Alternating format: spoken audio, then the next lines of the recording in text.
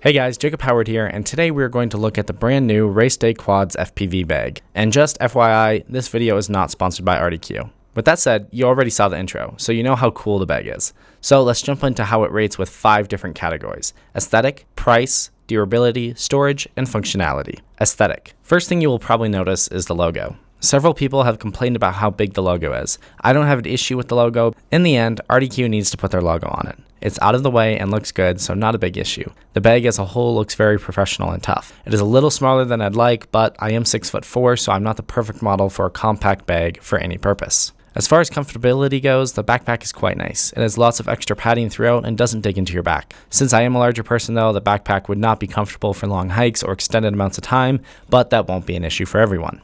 Price. Currently, the RDQ bag comes in at $79.99, a very decent price for a bag of this size and functionality. Most other bags of this type of build cost anywhere from $100 to $200. Durability. The RDQ bag is made of several types of materials, the two most notable being the nylon reinforced material for all the pockets to prevent rips or tears with props or tools, and the mole webbing surrounding the bag. Overall, the bag has a great feel and durability to it. The only quality issue I've noticed is with the compartment dividers for the main compartment. These dividers do not hold together well with each other and seem to be too long or too short no matter how I arrange them. This won't be an issue for everyone though, with different setups come different issues. The zippers also seem of good quality, don't feel like they will break with too fast of a pull, and come with padded pull strings. Most everything about this backpack says that it will last a very long time and protect the gear inside of it. Testing the sewing and fabric at different points and under different stress loads, I did not fear for the integrity of it at all. Everything seems to be really good quality and like it could hold up to a lot. The outside is also tough enough to withstand your props running against them without cutting it. Storage. There is a lot of room in this backpack.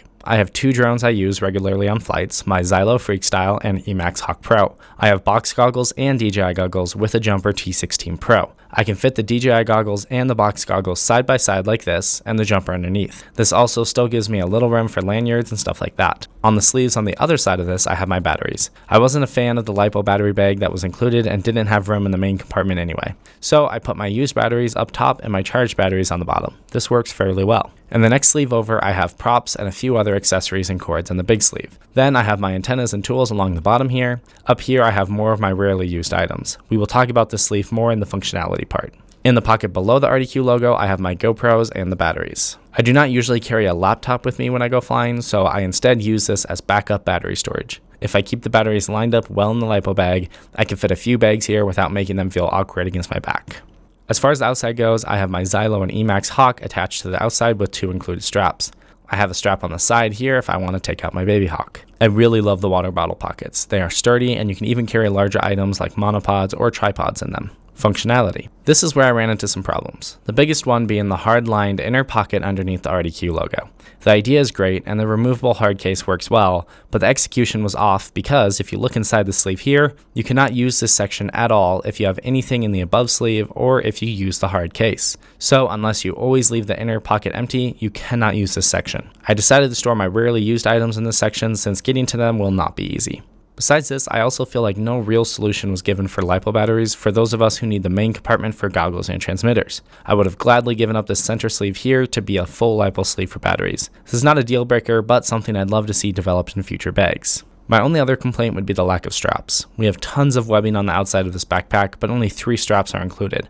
This seems like a lack of potential for how much the outside of this bag could really carry. They do give you an option to use one of these straps as a chest strap, which is something I would want, but since I use all of them for drones, I don't really get that option. For everything else though, functionality was really great. Things worked smoothly and made sense. So for the different categories, I'd give this rating. Aesthetic, 5 out of 5. Looks clean and professional.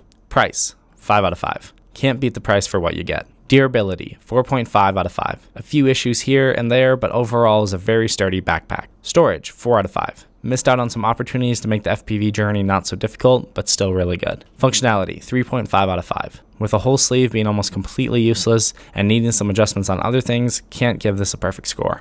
So in total, 22 out of 25. A very good score for a very good backpack. All in all, for the price and all the features you get, this is a great backpack for most FPV users. I would definitely recommend grabbing one, especially if you have a smaller collection of drones and accessories on each trip. Link is in the description below. As always, if you guys have any questions, definitely let me know, and have fun flying.